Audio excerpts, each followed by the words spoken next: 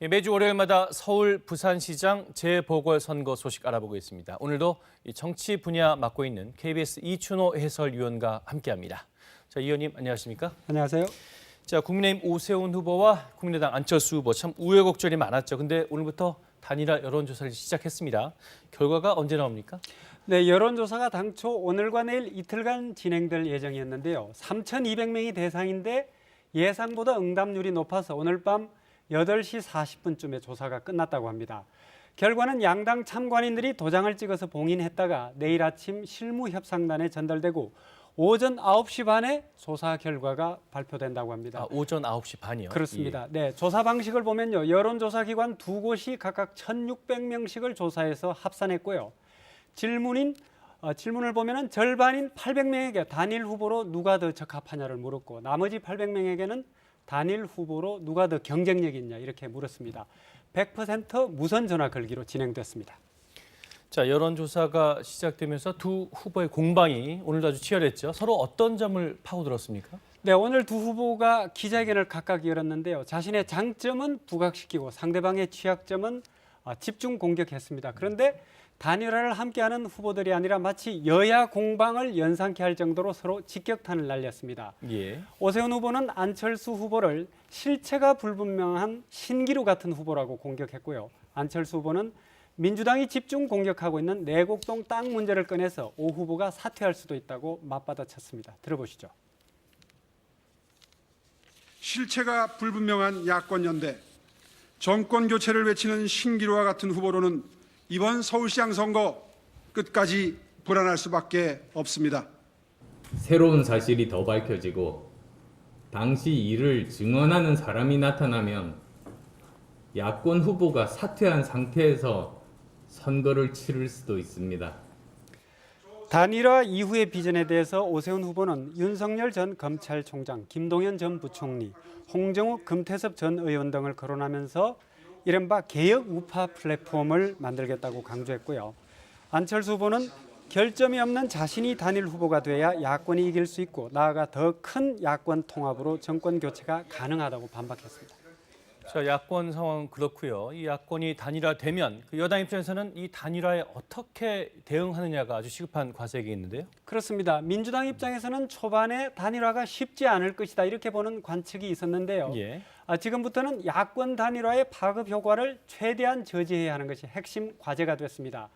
KBS 등 지상파 3사가 여론조사기관에 의뢰해서 지난 20일과 21일 서울 유권자 1,006명을 조사한 결과를 보면요. 단일화가 됐을 경우 오세훈 후보 대 박영순 후보는 47대 30.4%로 16.6%포인트 차이가 났습니다. 안철수 단일 후보가 됐을 경우는 45.9 대 29.9%로 16%포인트 차입니다. 모두 오차 범위인 플러스 마이너스 3.1%포인트를 넘어섰고 이전 조사와 비교해서 지지율 격차가 줄지 않은 것으로 나타났습니다. 이 때문에 민주당은 단일화 효과를 차단하는 데 전력을 다하고 있는데요. 정치적 야합이자 막말 공세만 난무한 단일화라면서 맹비난했습니다. 또 지지율 격차는 단일화 이벤트로 인한 이른바 컨벤션 효과라고 평가절하했습니다. 단일화라는 그 정치 이슈 때문에 여론조사에 그런 결과가 있을 수 있다라고 생각합니다. 서울을 정치적으로 이용해서 마음은 콩밭에 가 있는 후보입니다. 자, 이번 선거 지켜보고 있으면 부동산 선거다 이렇게 얘기해도 과언이 아닐 것 같습니다. 네. 오늘도 여야가 그 상대 후보들의 부동산 가지고 아주 치열한 공방을 벌였어요. 그렇습니다.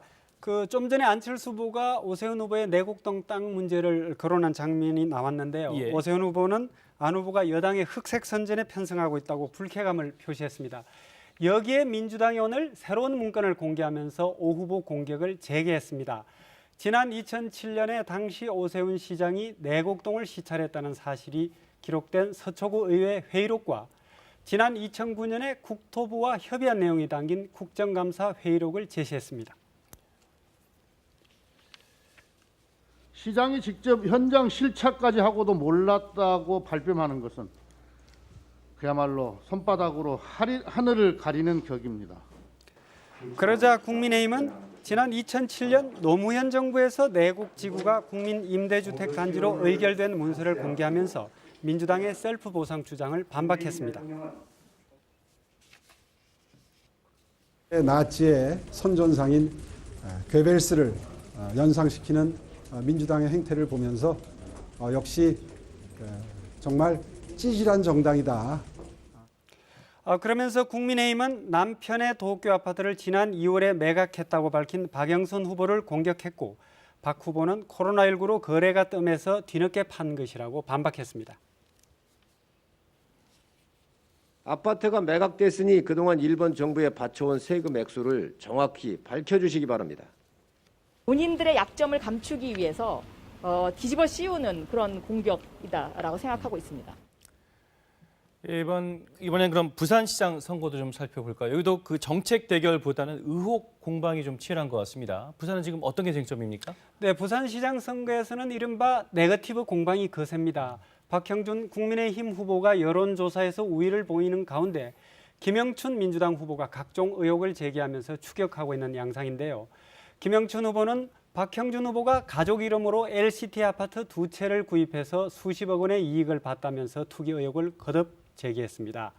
반면에 박형준 후보는 자신은 1주택자이고 나머지 한 채는 부인이 전 남편과 낳은 딸이 법적으로 독립 소유하고 있다면서 투기 의혹을 반박했습니다. 민주당은 또 김성현 전 홍익대 교수가 미대 입시 때 박 후보 부인에게 청탁을 받고 실기 점수를 높여줬다고 주장한 것을 거론하면서 입시 비리를 제기했습니다. 하지만 박 후보 측은 부정 청탁 사실이 없는 데다가 박 후보 딸이 홍대에 입학한 적도 없다면서 김 전 교수 등을 허위사실 공표죄로 고발한 상태입니다. 네, 이 의원님 오늘 말씀 여기까지 듣겠습니다. 감사합니다.